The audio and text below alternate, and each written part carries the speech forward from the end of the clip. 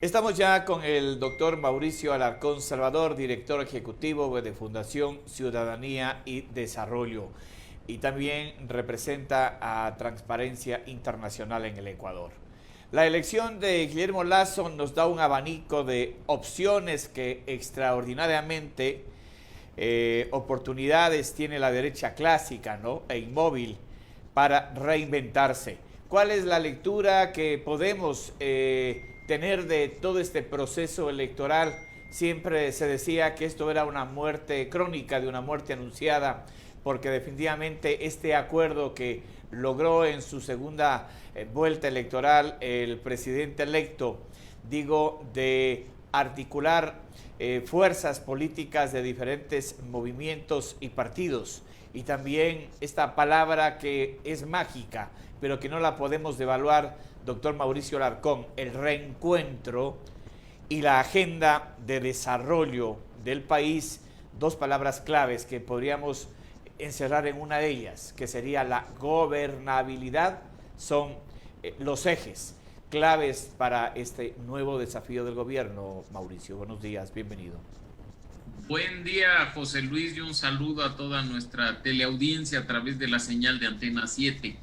Efectivamente, vimos en la segunda vuelta una campaña por parte del hoy presidente electo Guillermo Lasso, que tendió puentes, que consideró puntos de vista distintos a aquellos que durante la primera vuelta fueron incluidos, que abrió un espacio para el diálogo con sectores ajenos a la ideología principal del movimiento que lo auspició. Creo que eso fue, entre otros elementos, que le permitieron ganar el pasado 11 de abril y hoy ser un presidente que se encuentra a pocos días de tomar posesión del poder y del gobierno. La oportunidad que tiene en sus manos en este momento Guillermo Lasso es poder llevar a cabo ya a la práctica aquello que durante la campaña permitió, insisto, apertura, diálogo, colaboración, respeto a quienes piensan distinto. Y las primeras señales que ha dado ya como presidente electo, principalmente la presentación de su gabinete social o la carta que hizo pública a propósito de la decisión de la Corte Constitucional respecto a la despenalización del aborto por violación, nos hace pensar que estamos frente a una nueva forma de hacer gobierno que habíamos perdido durante los últimos años, en los que se entiende y considera lo que significa representar a un país diverso, plural, con distintas ideas en cada uno de sus ciudadanos, y por supuesto en el que no puede ni debe mandar la ideología personal del gobernante de turno. Sin embargo, doctor Mauricio Alarcón, la derecha y la izquierda son sobre todo dos grandes formas de entender la vida, ¿no? Y como suele suceder, ambas tienen mucha razón en sus postulados.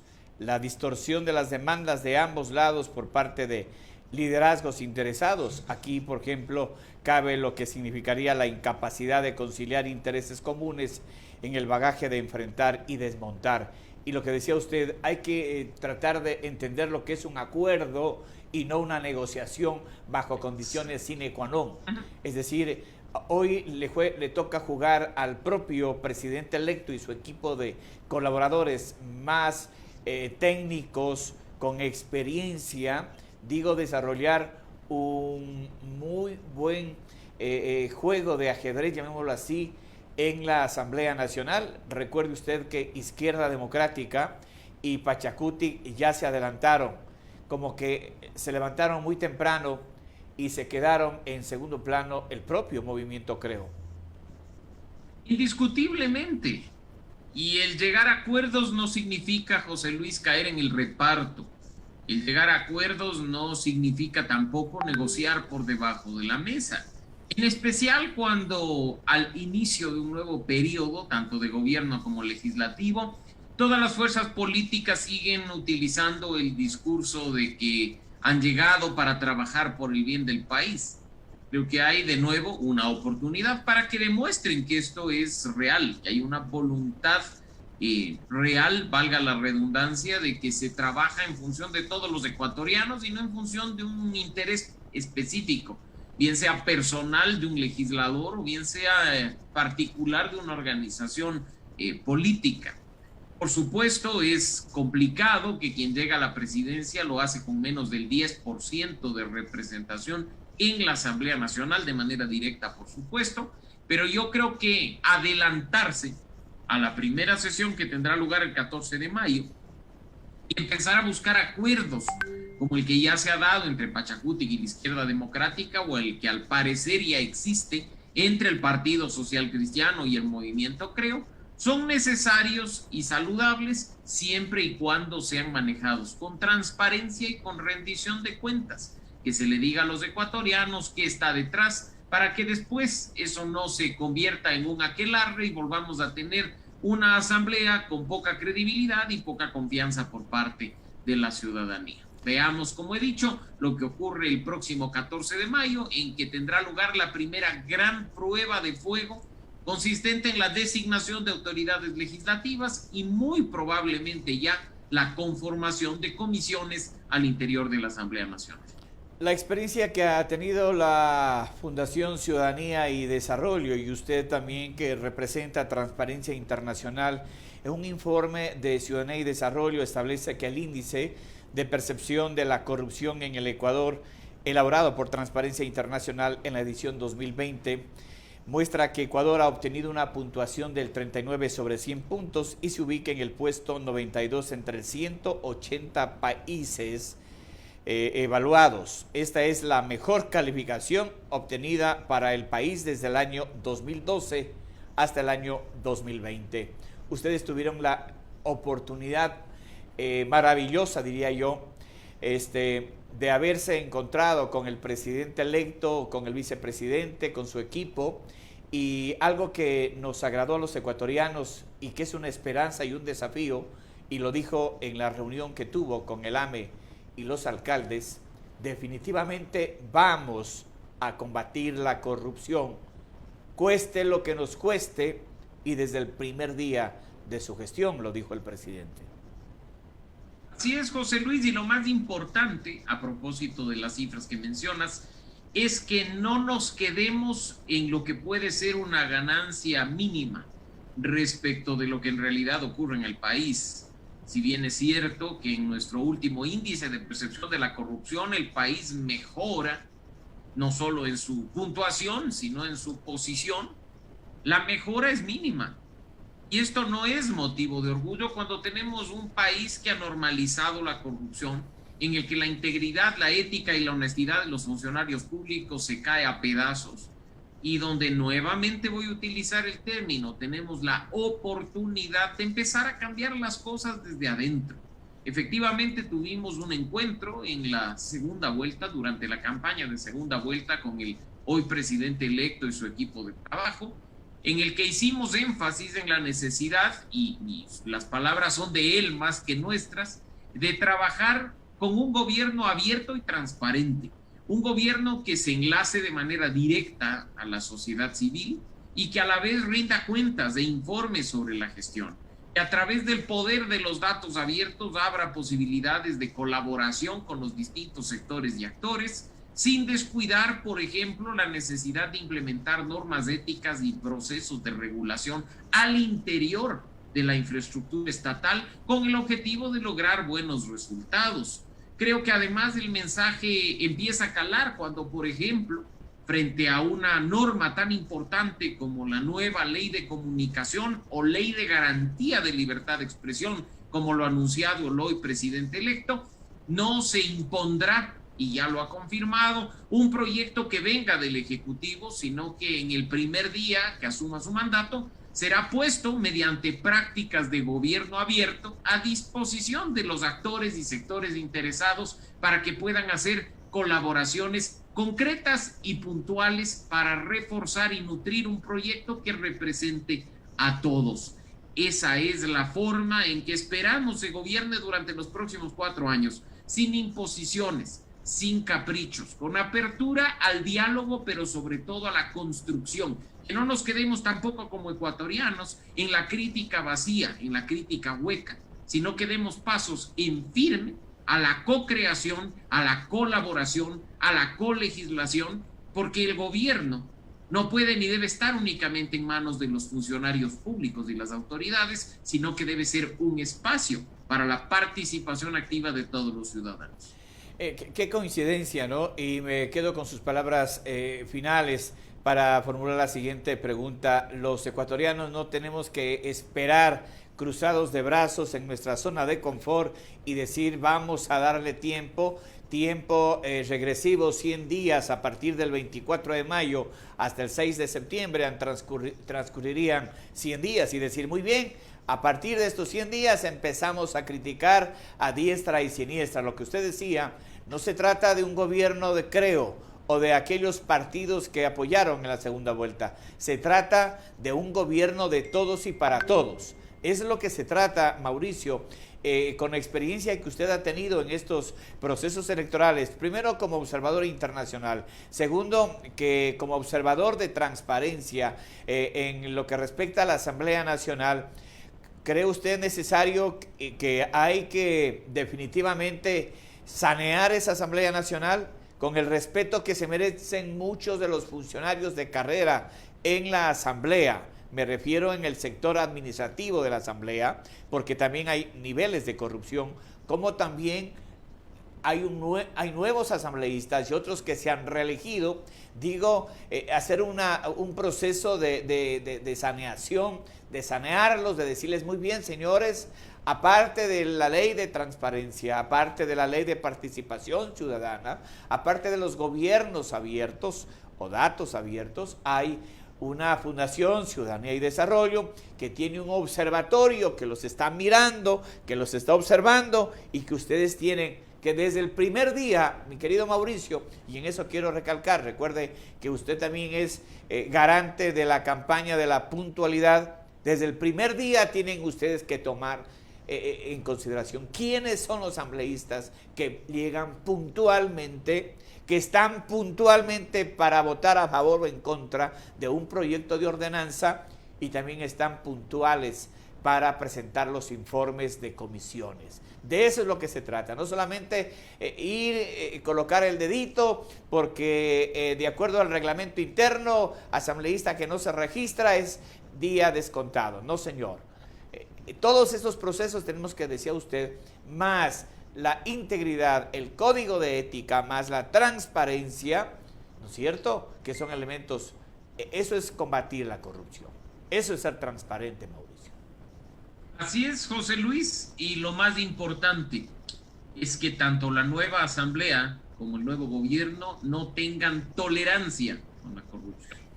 Que no volvamos a incrementar la lista, por ejemplo, de legisladores investigados en la Fiscalía por diezmos o por prácticas corruptas, por tráfico de influencias, por presión en otros poderes y funciones del Estado. Que no volvamos a tener ministros con prontuariado, ministros que al hacer una simple búsqueda en la página de la función judicial veamos que tienen decenas de procesos en su contra. No hay que ser tolerantes con la corrupción, sino que tenemos que marcar cancha con la integridad y con la ética. Si hacemos esto en todas y cada una de las acciones que representan y forman parte de la gestión pública, con toda seguridad tendremos un gobierno mejor. Pero retomo lo que tú mencionabas inicialmente, la necesidad de que los ecuatorianos no nos crucemos de brazos y pensemos que democracia es únicamente ir a elecciones, cada 2, cada 4 años a rayar una papeleta o escribir insultos si nos da la gana, sino que entre elección y elección tenemos que activar los mecanismos de democracia participativa. Y solo a través de la participación ciudadana activa, real y empoderada, podemos cogobernar con quienes nos representan temporalmente ejerciendo un mandato que nosotros les hemos entregado. Que el poder no sea, ni para los legisladores ni para el presidente, un cheque en blanco otorgado por la ciudadanía, sino que sepan que al menos desde nuestro lado, desde las organizaciones de la sociedad civil, que hemos venido actuando con responsabilidad durante todo este tiempo, estaremos ahí vigilantes de todas y cada una de sus acciones. A las autoridades les molesta, a los asambleístas les repugna que hay alguien que les diga que está faltando, pero es necesario, José Luis, para que no nos vengan con dobles discursos a hablarnos, por ejemplo, de lucha contra la corrupción, cuando ellos son los principales ejecutores de prácticas corruptas. Hay que empezar a recuperar en Ecuador el sentido y la importancia de la coherencia. Vivir como se predica, practicar lo que se predica, para que nunca más alguien venga a darnos lecciones de moral cuando por detrás está simplemente actuando como le viene en gana, por fuera de la Constitución y por fuera de la ley. Finalmente, doctor Mauricio Alarcón, hay dos cosas que no podemos olvidar los ecuatorianos. La primera, la memoria histórica. A veces nos olvidamos. Recuerde cuántos casos están pendientes, ¿no?, de investigación a los asambleístas que terminan hoy su periodo. Usted hablaba de un tema recurrente, ¿no es cierto?, de aquellos asambleístas que extorsionaron al gobierno, que negociaron bajo la mesa y que además eso de los carnets de discapacidad que está en stand-by. Y el segundo tema importante que no podemos olvidar, Mauricio, al interior de la asamblea, es que tienen también los asambleístas que cumplir con su compromiso en la alternabilidad. Si tienen alternos, pues por supuesto, no pueden ellos decir muy bien, los 3 años yo participo, el último año te doy chance a vos, o cuando definitivamente están físicamente o mal de salud, entonces voy con el alterno. Cuando no me conviene presentar una votación porque me compromete mi persona y eso es un costo político, anda tú haz lo que tienes que hacer bajo mi dirección. Eso también es importante, Mauricio. Totalmente, José Luis, y traes a colación un tema que para nosotros es fundamental. En este país, los ciudadanos elegimos principal y suplente para que la curul al interior de la Asamblea Nacional, o pensando en un gobierno local, la curul de un concejal nunca esté vacía, para que haya efectiva representación en todos y cada uno de los procesos de toma de decisiones que tienen a su cargo. Pero resulta que no quieren dejarle el espacio a su suplente porque le quita parte del sueldo. O no quieren dejarle espacio al suplente porque fue impuesto, porque no es una persona de mi confianza, porque no va a votar como yo votaría, porque no va a decir lo que yo diría.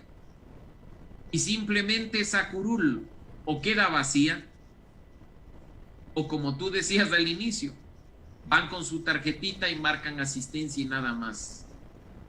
Quien pierde es el pueblo ecuatoriano. De nuevo, recuperemos el valor de la coherencia, de la integridad, de la ética, de la transparencia y permitamos que esos espacios de representación estén ahí de manera permanente, para que nunca más cuando se apruebe una ley veamos espacios vacíos y asambleístas que no participaron de la toma de decisión mientras estaban subiendo fotos de paseos en Miami o paseando a sus mascotas en las avenidas de Quito.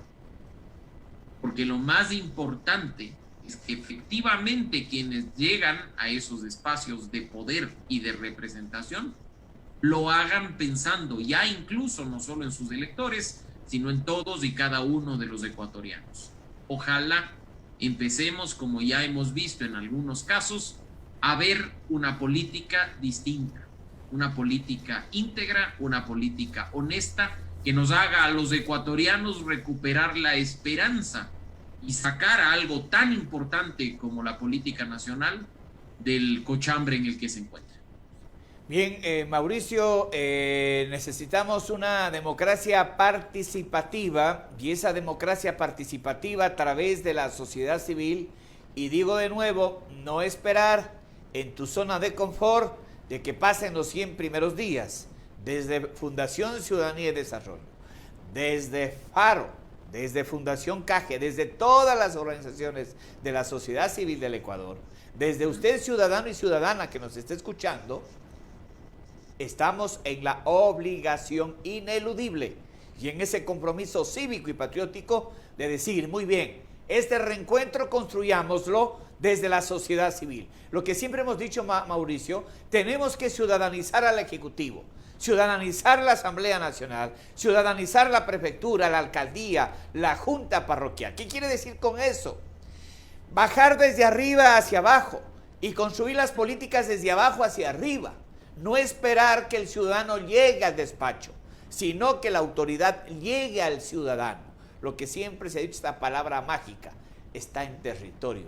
Me voy a territorio, pero a territorio de verdad, no al territorio, como decía usted, de su casa, porque ni siquiera en las asambleas, en las sesiones de la asamblea, y usted me va a dar la razón, los asambleístas se han dedicado a estar en la sesión, dejan su cámara encendida. Señor honorable Alarcón, su voto, y el honorable Alarcón, como dijo usted, está en un mall o está en una cafetería, en un bar. Así de irresponsabilidad hemos visto en muchos asambleístas. Así es, José Luis, y de nuevo esperemos que durante los próximos 4 años los ecuatorianos podamos sentirnos orgullosos